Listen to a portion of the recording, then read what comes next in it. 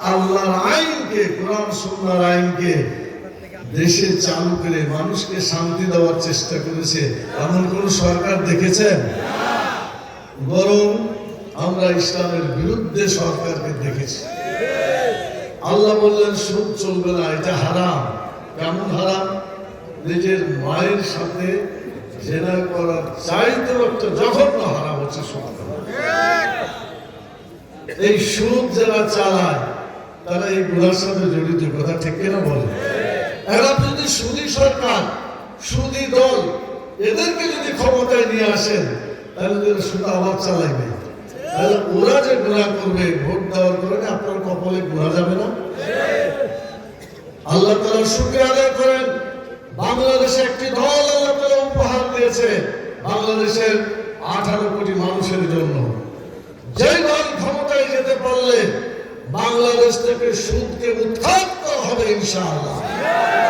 সুদের গুনাহ থেকে বাঁচতে পারবে।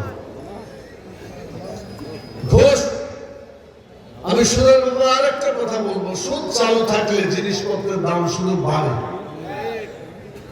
সুদ চালু থাকলে ধনী আরো ধনী হয়, গরিব আরো গরিব হয়। আপনারা কি চান এরকম সমাজ, যে ধনী আরো ধনী হোক, গরিব আরো গরিব হোক? এটা কি আমরা চান? তাহলে আগামী দিনে কোন সুদী সরকারকে বাংলাদেশের ক্ষমতায় আসতে দেওয়া যাবে না। এই সিদ্ধান্ত আপনাদেরকে দিতে হবে। একজন গবেষক বলেছেন বর্তমানে যা দাম আছে জিনিসপত্রের অর্ধেকে নেমে আসতো আল্লাহ তাআলার রহমত নাযিল হতো। কিন্তু দুর্ভাগ্য, এই সুদ চলছে তো চলছেই। সুদের পক্ষে দলের অভাব নাই, সুদী সরকারের অভাব নাই। একের পর এক তার ক্ষমতায় আসতেই আছে, যেতেই আছে। আমরা এতদিন পর্যন্ত যা দেখেছি, আর এই সুদী সরকার, ঘুষের সরকার, জেলা ব্যভিচারের সরকার, জুলুম অত্যাচারকারী সরকারকে আর আমরা বাংলাদেশে আসতে দিতে চাই না। যিনি সেখানে গিয়ে সুদের বলে জাকাত ভিত্তিক অর্থনীতি চালু করার কথা বলতে পারবে, যিনি ক্ষমতায় গেলে, জাতীয় সংসদে গেলে আপনাদের সুখের থাকার জন্য যে নিয়ম, যে নিয়ামত আল্লাহ তাআলা দিয়েছেন, সেই নিয়ামতের কথা বলে বাংলাদেশে একটা ইসলামী বিপ্লব সাধন করতে পারবেন ইনশাআল্লাহ। আমি আপনাদেরকে 1986-87 সালের একটি ঘটনা বলতে চাই। ওই সময় জামাত ইসলামের 10 জন এমপি ছিল। আমিও সেই গ্রুপের মধ্যে ছিলাম। আমি সেদিন জাতীয় সংসদে বলেছিলাম, মাননীয় স্পিকার, 70-90 জনের দেশ এই বাংলাদেশে, আমরা আমাদের ঘুম ভাঙে আজান শুনে আবার আমরা ঘুমিয়ে যাই নামাজ, এশার নামাজ পড়ে।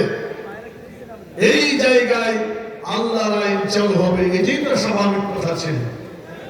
তো আমরা যে দেখলাম জাতীয় সংসদের নামাজের বিরতি নাই, নামাজ তো নাই, নামাজ পড়বেন তো বিরতি নাই।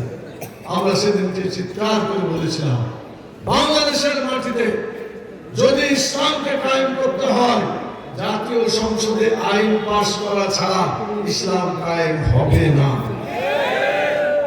নেতা হিসেবে রাসূল সাল্লাল্লাহু আলাইহি ওয়াসাল্লামকে মানতে হবে, নাহলে কাল কিয়ামতের সুপারিশ কারো ভাগ্যে জুটবে না।